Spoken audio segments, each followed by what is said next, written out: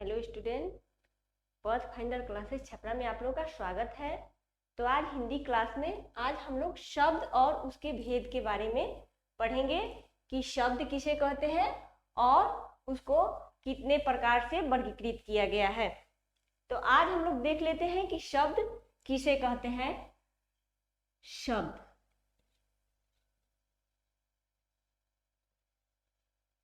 तो अक्षर से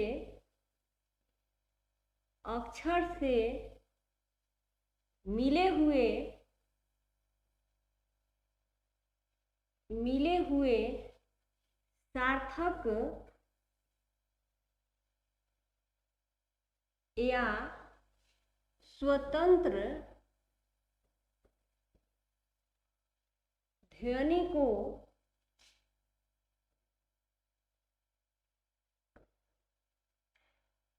शब्द कहते हैं।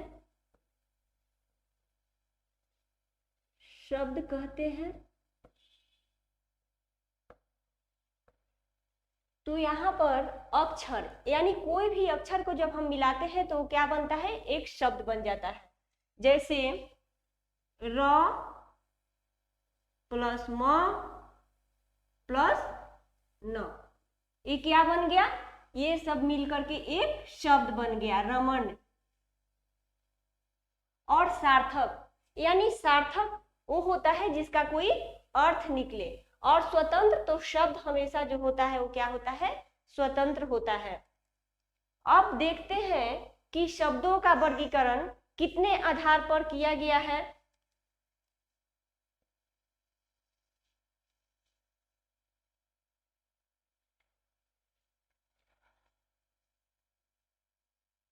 तो शब्दों का वर्गीकरण 4 आधारों पर किया गया है।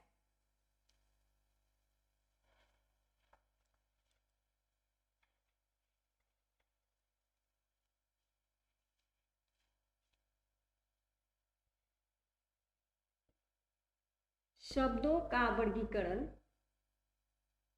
यहां से भी क्वेश्चन हमेशा पूछे जाते हैं कि शब्दों का वर्गीकरण कितने आधारों पर किया जाता है। तो शब्दों का वर्गीकरण 4 आधारों पर किया जाता है। जैसे यहाँ पर फर्स्ट में है अर्थ के आधार पर।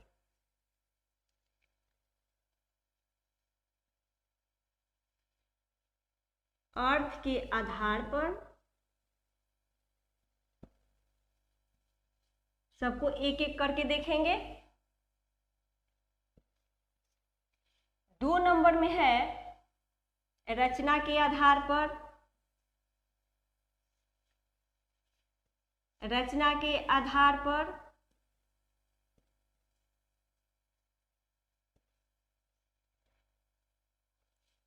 3 नंबर में है उत्पत्ति के आधार पर।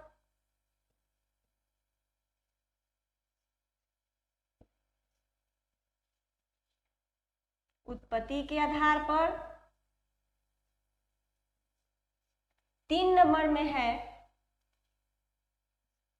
प्रतिक्रिया के आधार पर।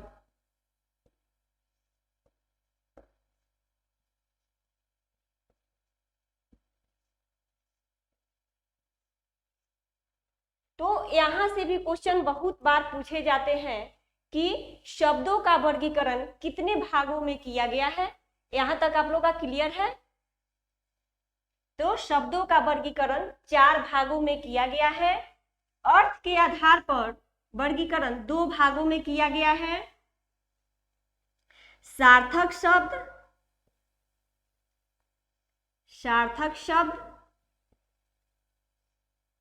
और निरर्थक शब्द।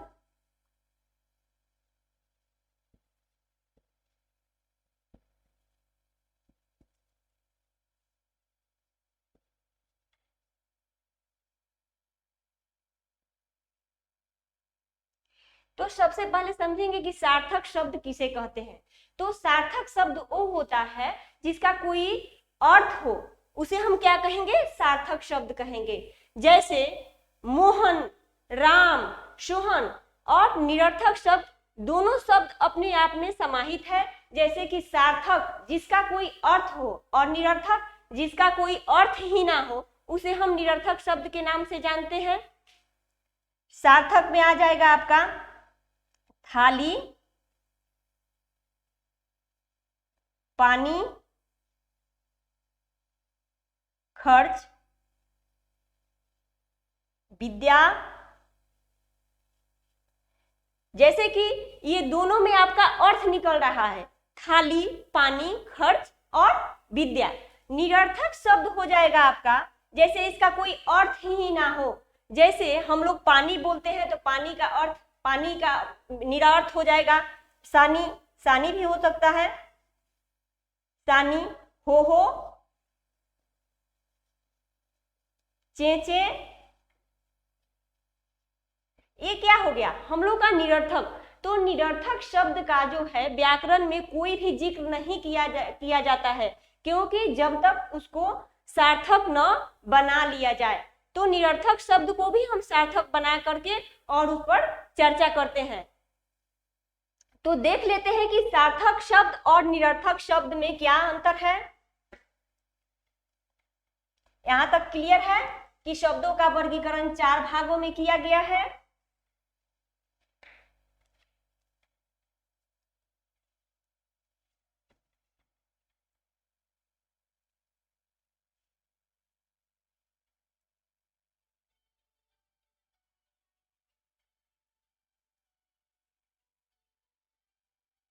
सबसे पहले सार्थक शब्द की परिभाषा देख लेते हैं। सार्थक शब्द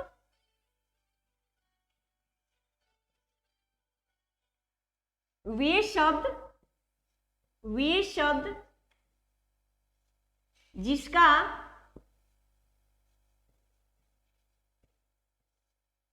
कोई अर्थ परंपरा से हो, अर्थ परंपरा से हो,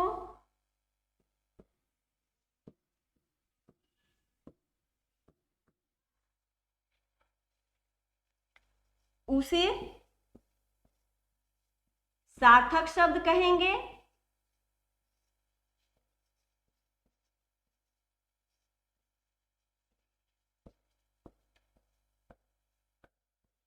यहां तक कोई दिक्कत? जैसे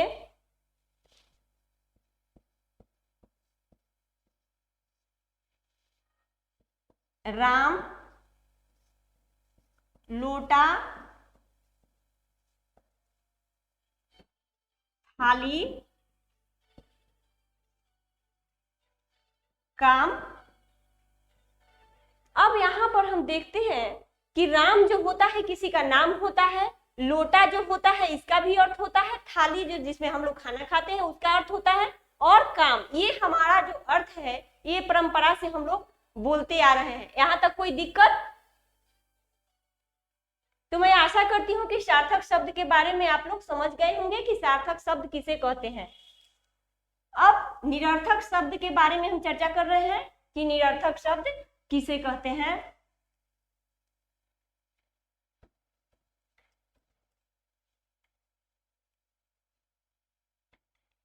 तो निरर्थक यानी ये अपने आप में समाहित है कि निरर्थक शब्द का कोई अर्थ ही नहीं होता है।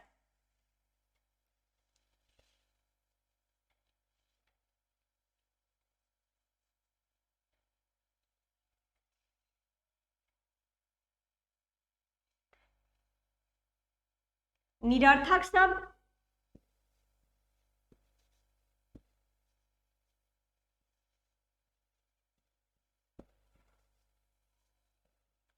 तो निरर्थक शब्द वो होता है जिसका कोई अर्थ ही नहीं होता है।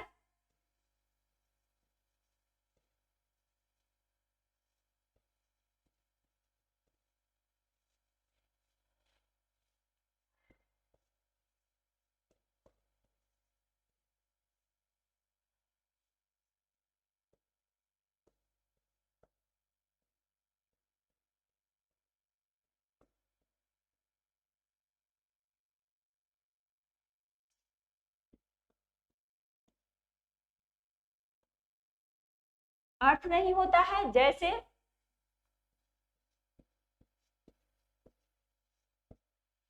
जैसे कल, इसका कोई अर्थ नहीं होगा, जैसे हो,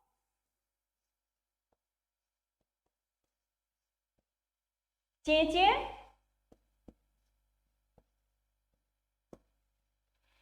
तो निरर्थक शब्द वैसे शब्द होते हैं जिसका कोई अर्थ नहीं होता है और व्याकरण में इसका कोई जिक्र ही नहीं होता है जब तक इसका सार्थक शब्द हम लोग नहीं बना लेते हैं। तो मैं आशा करती हूँ कि सार्थक और निरर्थक शब्द के बारे में आप लोग जान गए होंगे, क्योंकि यहाँ से भी क्वेश्चन बार बार पूछे जाते हैं कि अर्थ के आधार पर शब्दों को कितने भागों में वर्गीकृत किया गया है। तो अर्थ के आधार पर शब्दों को 2 भागों में वर्गीकृत किया है, सार्थक शब्द और निरर्थक शब्द। सार्थक जिसका कोई अर्थ हो और निरर्थक जिसका कोई अर्थ ही ना हो उसे निरर्थक शब्द कहेंगे। अब देखते हैं कि रचना के आधार पर शब्दों को कितने भागों में वर्गीकृत किया गया है।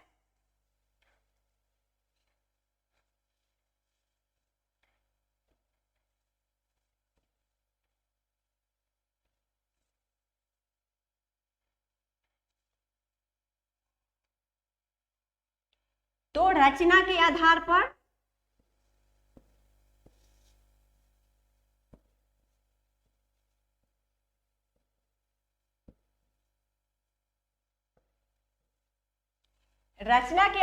शब्दों को 3 भागों में वर्गीकृत किया गया है। 1 नंबर में रूढ़ शब्द,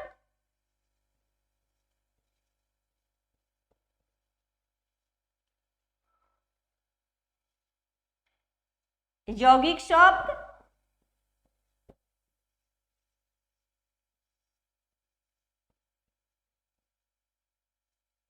तीन नंबर में योगरूढ़ शब्द।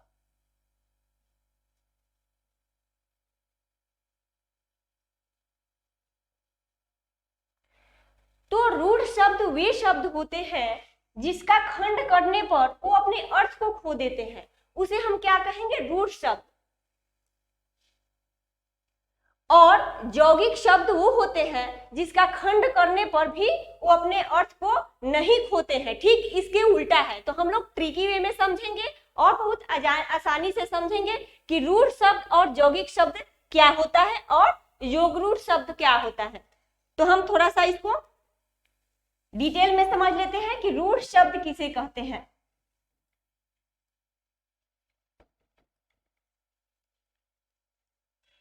यहां से भी क्वेश्चन पूछे जाते हैं कि रचना के आधार पर शब्दों को कितने भागों में वर्गीकृत किया गया है।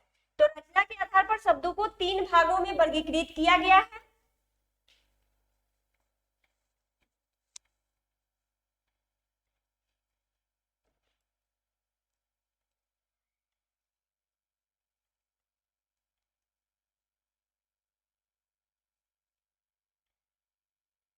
सबसे पहले देखते हैं कि रूढ़ शब्द।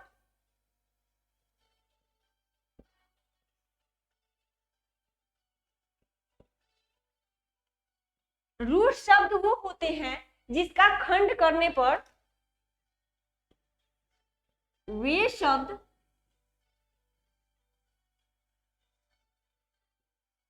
जिसको खंड कर देने पर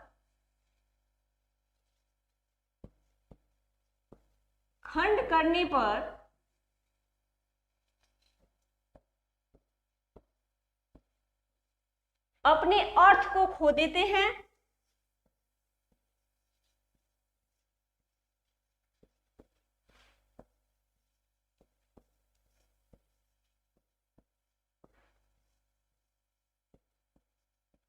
ये अपने आप नाम में ही समाहित है कि रूढ़ शब्द कैसे शब्द होते हैं। तो रूढ़ शब्द जिसका खंड हम जब करते हैं तो क्या होता है, उसका कोई अर्थ ही नहीं निकलता है।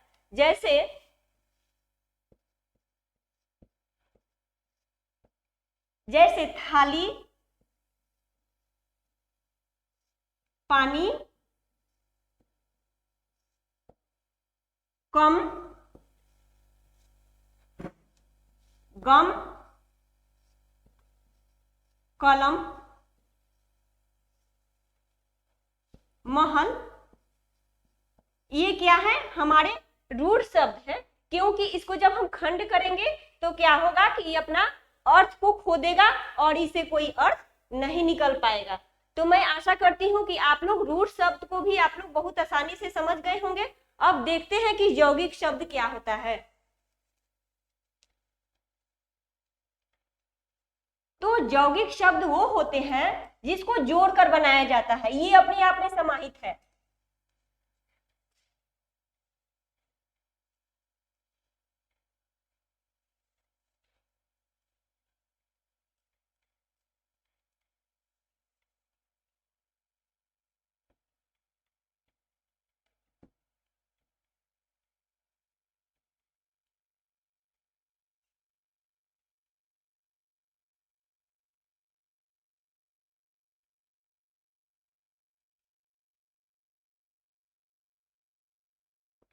यौगिक शब्द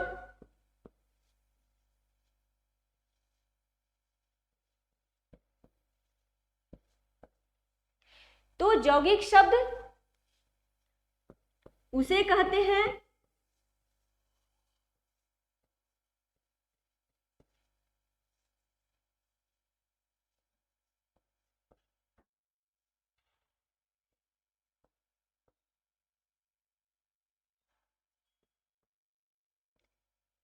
जिसको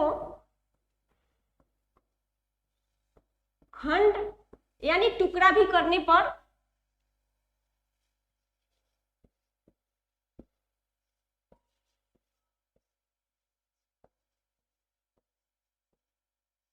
अपने अर्थ को नहीं खोते हैं।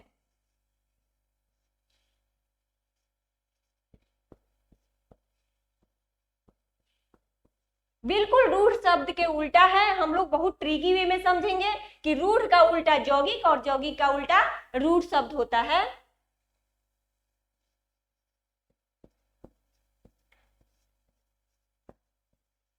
और एक इसका उदाहरण हो जाएगा कि जिसका संधि हो उसे यौगिक शब्द कहेंगे। जैसे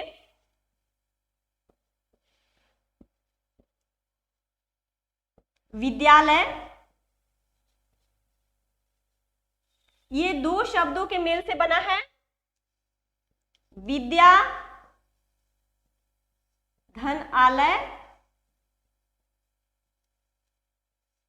देवघर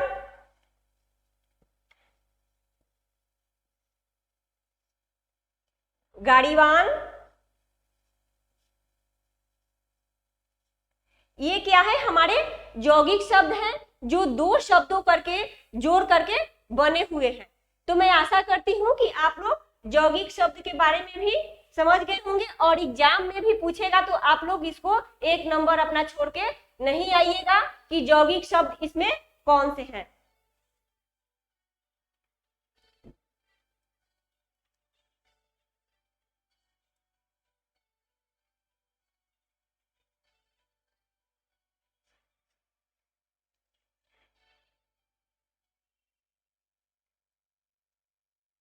अब हम देखते हैं कि योग रूढ़ शब्द क्या होता है।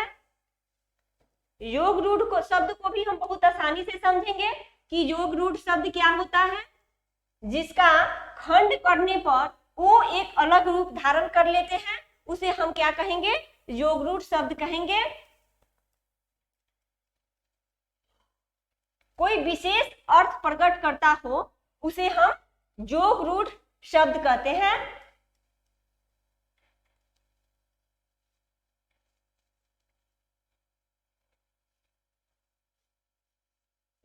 योग रूढ़ शब्द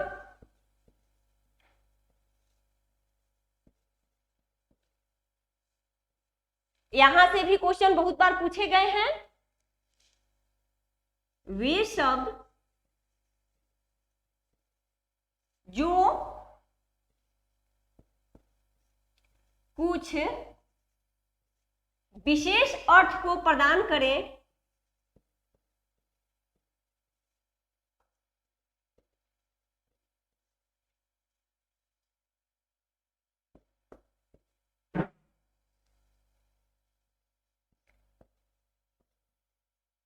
प्रदान करते हैं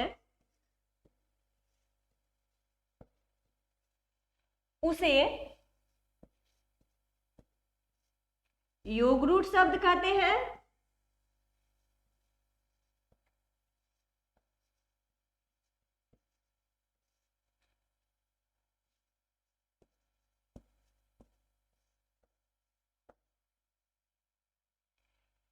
यहाँ पर आप समझिएगा कि विशेष अर्थ यानी किसी अर्थ का दूसरा अर्थ निकले उसे हम क्या कहेंगे, योगरूढ़ शब्द कहेंगे। जैसे पंकज,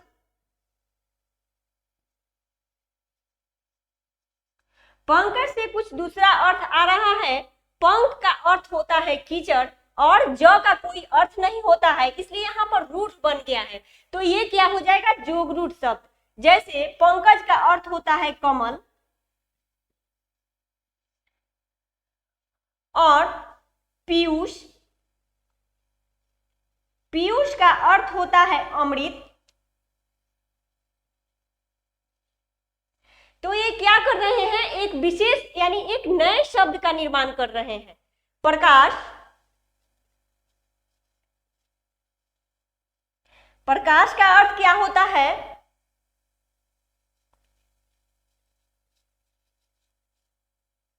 उजाला। प्रकाश का अर्थ होता है उजाला।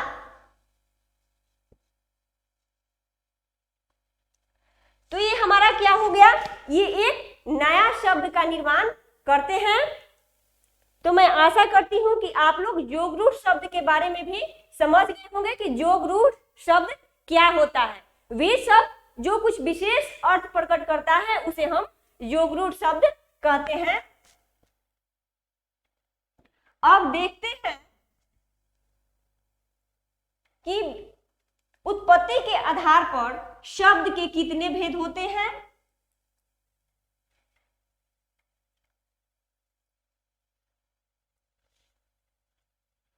उत्पत्ति के आधार पर शब्द के 4 भेद होते हैं। यहां से भी क्वेश्चन बहुत बार पूछे जाते हैं।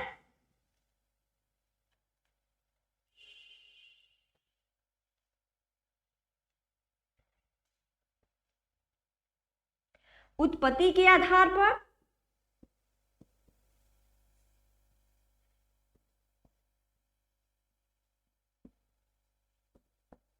उत्पत्ति के आधार पर यहां से क्वेश्चन करता है कि उत्पत्ति के आधार पर शब्दों को कितने भागों में विभाजित किया गया है। तो उत्पत्ति के आधार पर शब्दों को 4 भागों में विभाजित किया गया। 1 नंबर में हो गया तत्सम शब्द,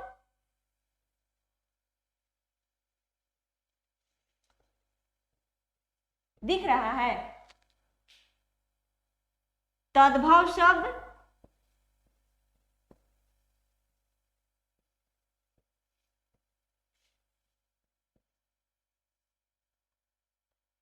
तीन नंबर में है देशज शब्द,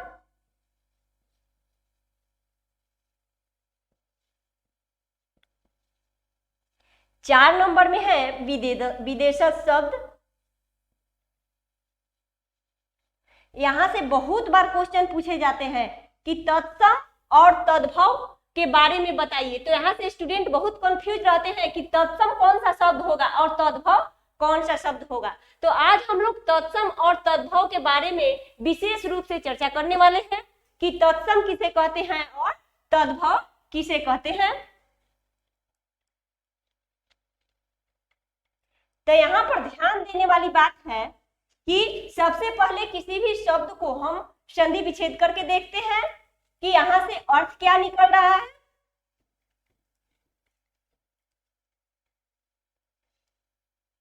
तो तत्सम का अर्थ होता है तत् जोड़ सम। तो तत् का अर्थ होता है उसके और सम का अर्थ होता है समान।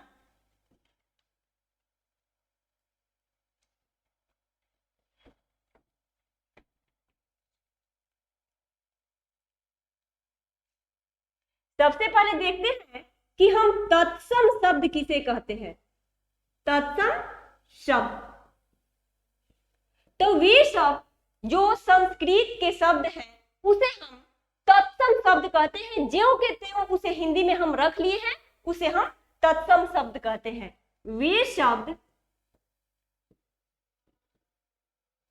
जो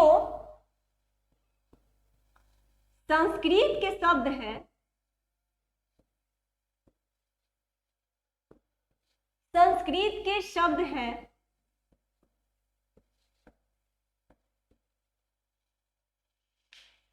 उसे हम हिंदी में ज्यों के त्यों रख लिए हैं।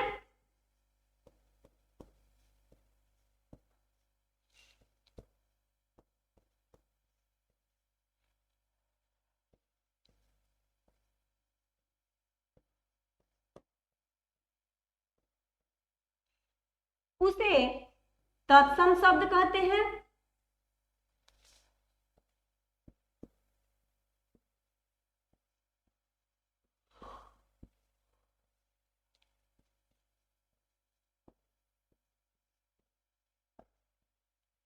यहाँ पर अब ध्यान देने वाली बात है कि तत्सम शब्द की पहचान क्या होती है। तो जो तत्सम शब्द होता है वो हमेशा संयुक्त अक्षर से भी होता है और व्यंजन अक्षर से भी होता है। जैसे लास्ट में छ भी आता है, त्र भी आता है, ज्ञ भी आता है, री की भी मात्रा आती है, उसे हम तत्सम शब्द कहते हैं।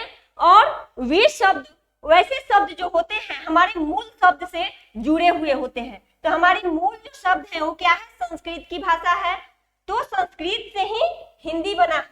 संस्कृत के जैसा शब्द होता है वैसे ही हम हिंदी में यूज करते हैं, उसे हम तत्सम शब्द कहते हैं। जैसे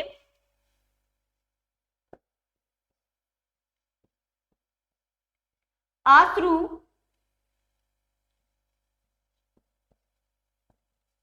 आश्रु, अग्नि, हस्त, विद्या,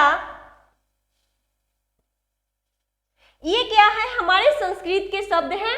और यहाँ पर भी परीक्षा में बार बार पूछे जाते हैं कि अश्रु का तद्भव शब्द क्या होगा।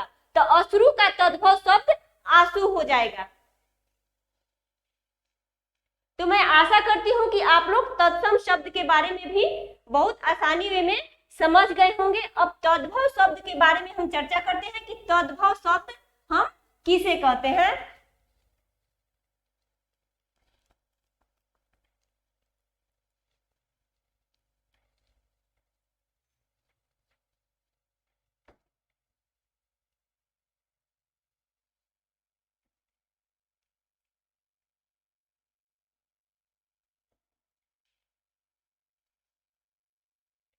तद्भव शब्द वो होते हैं जो संस्कृत से हिंदी में आते आते उसके रूप बदल गए हैं, उसे हम तद्भव शब्द कहते हैं।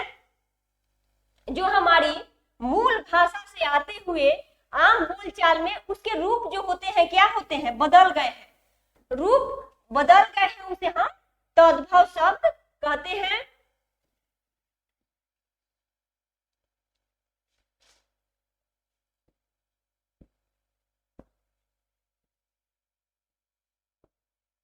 अब बिल्कुल उसके विलोम तद्भव शब्द जैसे आते आते इसमें चेंज कर दिए गए और तत्सम शब्द में वो संस्कृत के ही शब्द हैं जो हिंदी में समाहित हो गए हैं, उसे हम तत्सम शब्द कहेंगे।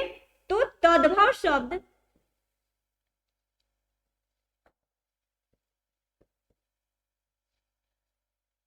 संस्कृत से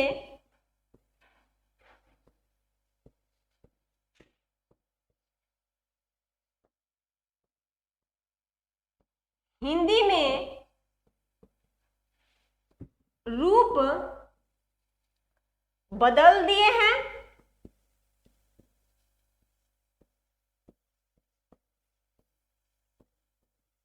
उसे तद्भव शब्द कहेंगे।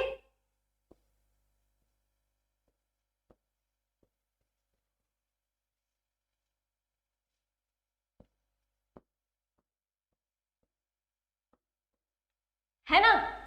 तो तद्भव और तत्सम, अब यहां पर तद्भव में देख लेते हैं कि रूप कैसे बदल गया है। जैसे संध्या, ये हमारी क्या है, संस्कृत के शब्द है संध्या।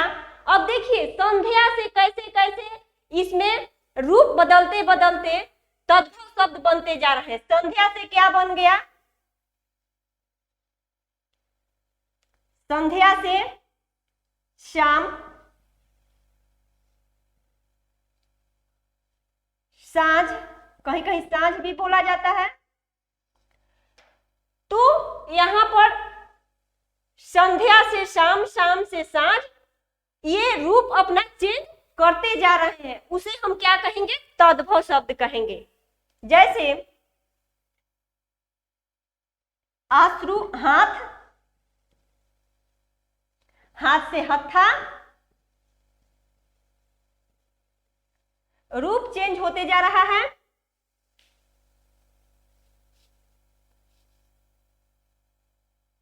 विश्वास, विश्वास से उजागर, ये हमारा क्या हो रहा है? यहाँ पर रूप चेंज होते जा रहा है, उसे हम तद्भव शब्द कहेंगे। अब देखते हैं कि देशज शब्द क्या होता है।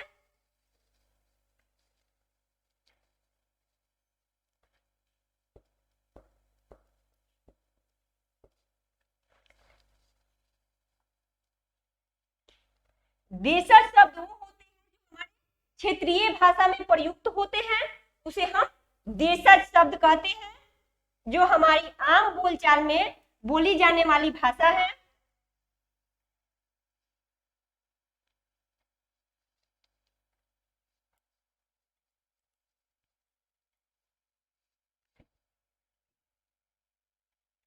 शब्द से बहुत बार क्वेश्चन इसको घुमा फिरा के पूछता है और इसी में स्टूडेंट बहुत कंफ्यूज रहते हैं कि यहाँ पर तत्सम शब्द क्या होगा और तद्भव शब्द क्या होगा।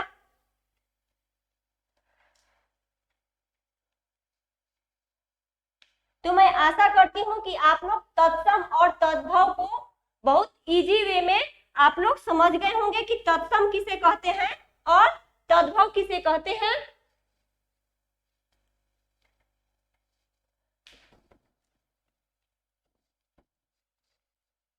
अब देखते हैं कि देशज शब्द किसे कहते हैं। देशज, तो देशज शब्द हमारी जो आम बोलचाल में बोली जाती, इसका कोई मूल है ही नहीं कि ये भाषा आई कहां से। जिसका ऐसे भी एक आसानी में परिभाषा देख लेते हैं, जिसका कोई मूल अर्थ है ही नहीं, मूल अर्थ नहीं है, उसे देशज शब्द कहते हैं।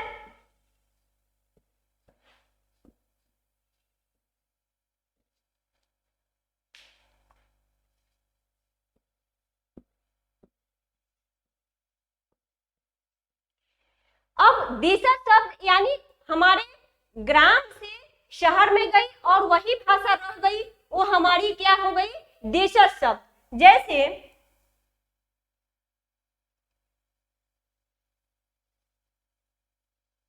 अदमल, गाछ, बिल्कुल एकदम देसी भाषा में। जैसे कि कटोरा, बहुत जगह पर बोली जाती है कटोरा, डेंगरा, ये क्या है? हमारी देसी भाषा है। जैसे छिपा, लोटा, ये क्षेत्रीय भाषा को हम लोग देशज शब्द कहते हैं। मिठाई,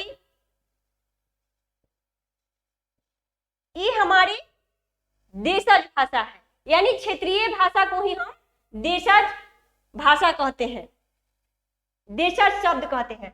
अब देखते हैं कि विदेशज शब्द किसे कहते हैं। तो जो शब्द विदेश से आए हुए हैं उसे हम विदेशज शब्द कहेंगे।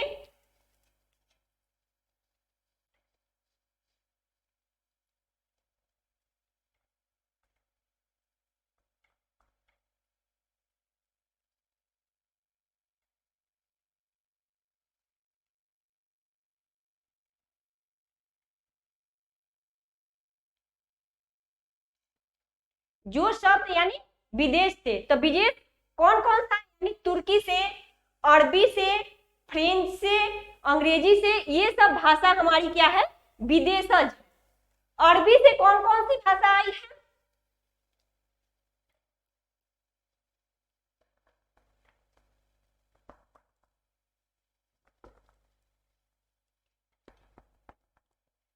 यहाँ पर भी स्टूडेंट हमेशा कंफ्यूज रहते हैं कि देसी और विदेशी में क्या फर्क है।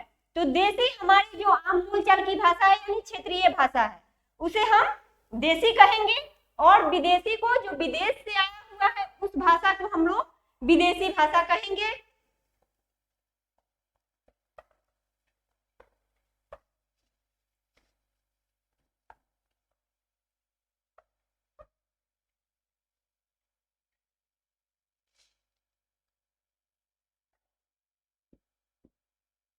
विदेशज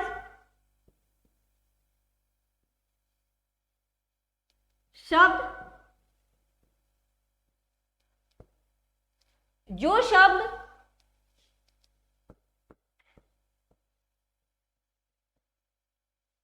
विदेश से आए हैं,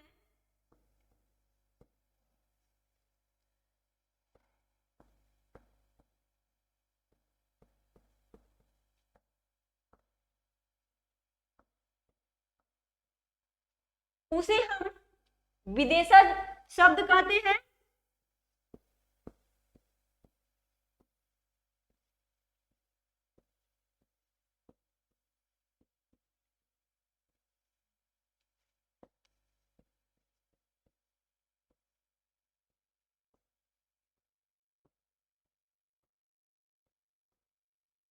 जैसे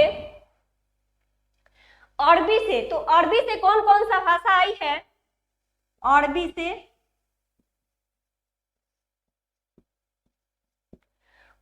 से एतराज,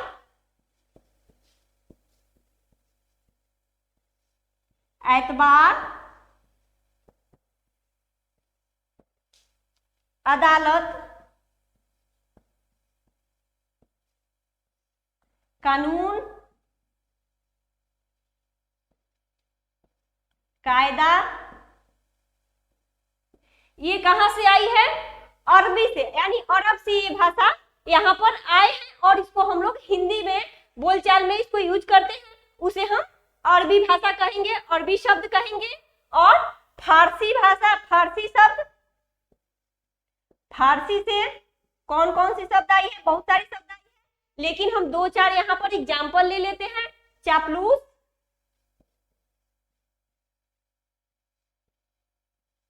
चाकू,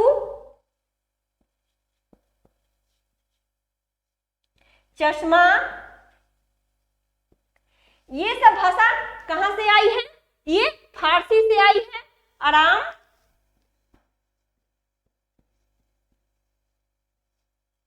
ये सब भाषा भारत से आई है। अब तुर्की से कौन कौन सी भाषा आई है? कैंची, खजांची, चमचा, कैंची, खजांची,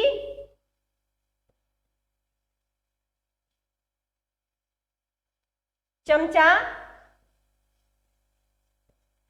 ये सब भाषा तुर्की से आई है। अब देखते हैं कि अंग्रेजी से कौन कौन सा भाषा ली गई है।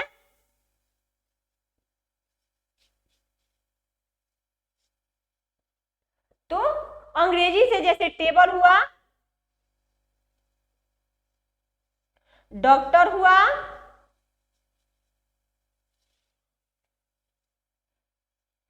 कलेक्टर हुआ,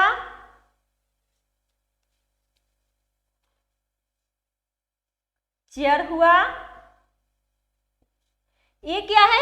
हमारे अंग्रेजी से ये सब भाषा ली गई है। तो इस अंग्रेजी से, तुर्की से, फारसी से, अरबी से ये कुछ शब्द हैं, इसको हिंदी में समाहित किया गया है, इसे हम विदेशी शब्द कहते हैं। अब देखते हैं कि प्रतिरूप के आधार पर शब्द को कितने भागों में बांटा गया है।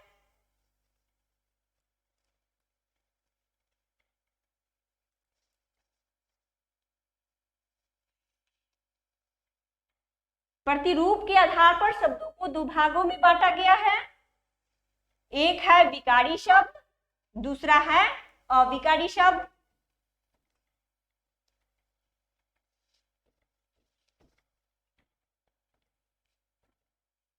विकारी शब्द उसे कहते हैं जिसमें लिंग, वचन और क्रिया चेंज होती है, उसे हम लोग विकारी शब्द कहते हैं।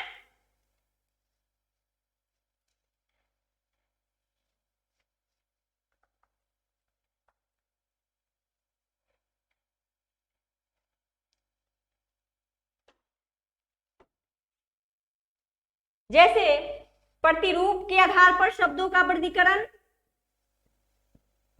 प्रतिरूप के आधार पर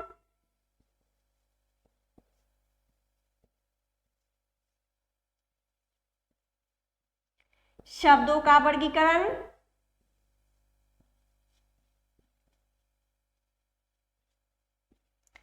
तो यहां पर दो भागों में विभाजित किया गया है। एक होता है विकारी शब्द, अविकारी शब्द।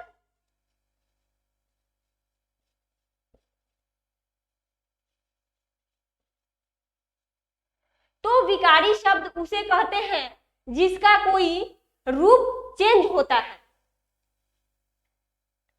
विकारी शब्द में लिंग, वचन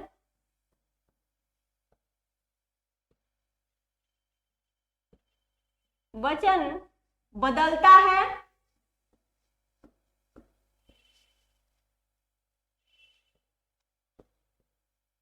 उसे विकारी शब्द कहेंगे।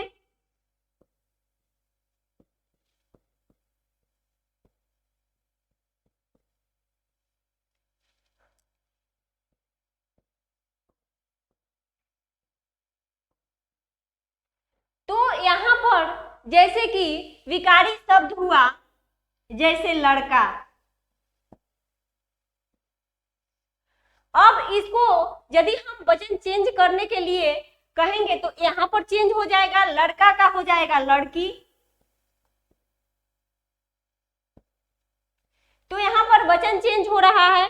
अविकारी शब्द वैसे शब्द होते हैं जिसमें लिंग, वचन नहीं बदलता है, उसे हम अविकारी शब्द कहते हैं। जिसका लिंग, वचन नहीं बदलता है उसे अविकारी शब्द। अब जैसे कि अविकारी शब्द में हम लिखेंगे आधार। आधार का स्त्रीलिंग, पुल्लिंग कोई हो सकता है नहीं ना, तो इसलिए क्या हो गए अविकारी शब्द। तो मैं आशा करती हूं कि आप लोग शब्द के बारे में जान गए होंगे कि शब्द को कितने भागों में वर्गीकृत किया गया है, और यहाँ से कोई भी क्वेश्चन पूछेगा तो आप लोग बहुत आसानी से इसको सॉल्व कर सकते हैं। तो आप लोग वीडियो को अंत तक जरूर देखिएगा और देख करके सब्सक्राइब कर लीजिएगा। यहाँ से सारे वीडियो की लिंक आपको मिलेगी और ऑल सब्जेक्ट की पढ़ाई यहाँ से होती है। आप लोग बहुत इजी वे में यहाँ से समझ सकते हैं। Thank you.